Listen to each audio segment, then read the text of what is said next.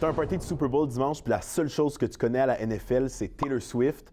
Inquiète-toi pas, je suis un peu dans la même situation que toi. Heureusement, j'ai un bon contact à RDS qui va nous expliquer tout ce qu'il faut savoir pour le grand match. Viens-t'en, on s'en va le voir.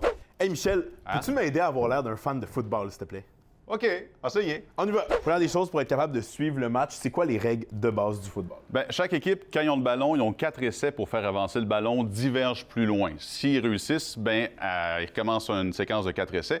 S'ils l'ont pas, normalement, après 3 essais, ils prennent le ballon puis ils le dégagent dans le kickant le plus loin possible. Ou s'ils sont assez proches des poteaux jaunes, s'ils bottent le ballon entre les poteaux, ça leur donne 3 points. Est-ce que tu peux nous présenter un peu les deux équipes qui vont être là, puis qui sont les joueurs à surveiller? Je vois qu'on en a derrière nous ici. Ouais, il y a les Chiefs de Kansas City, puis ça donne bien les joueurs à surveiller des Chiefs. C'est Patrick Mahomes, qui est carrière. C'est lui qui lance le ballon. Il y a des stats parmi les meilleurs carrières de l'histoire de la NFL.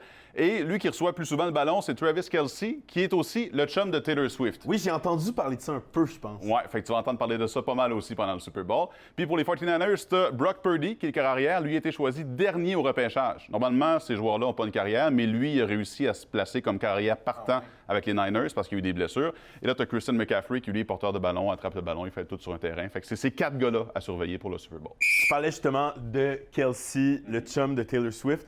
Taylor Swift amène un nouvel engouement à la NFL cette année. Est-ce que tu penses que ça va être un Super Bowl qui va être marquant? Oui, juste pour le public qui va être différent parce que la plupart du temps, historiquement, c'est des gars qui mangent ça avec des ailes de poulet puis qui regardent ça. Mais là, tu as le public féminin qui connaît un peu moins le football, qui connaît beaucoup Taylor Swift puis qui s'intéresse à ça parce qu'elle sort avec Travis Kelce, qui est un joueur très important. Fait que vraiment, là, c'est important pour toute la population en général, plus que juste les hommes comme auparavant.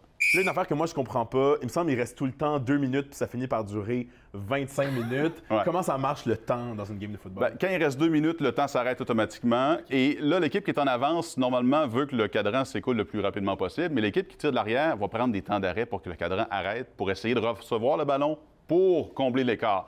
Fait que c'est ça. Les 2 dernières minutes, ça peut durer en temps réel 2-3 minutes ou 10-15 minutes, mais c'est pas le temps d'aller chercher à manger là, quand il reste 2 minutes, là, parce que c'est important. C'est là que l'enjeu du match se joue. C'est là que ça se passe. En terminant, si je veux faire un pool avec mes amis qui connaissent plus ça que moi, qu'est-ce que tu me suggères? C'est quoi ta prédiction? Ma prédiction, c'est que les Chiefs vont gagner par au moins 7 points, mais à chaque année, je rate mes prédictions, fait que fie-toi pas sous moi. Donc je vais parier le contraire puis je vais gagner. Tu me dois un café lundi prochain? La machine à café gratis.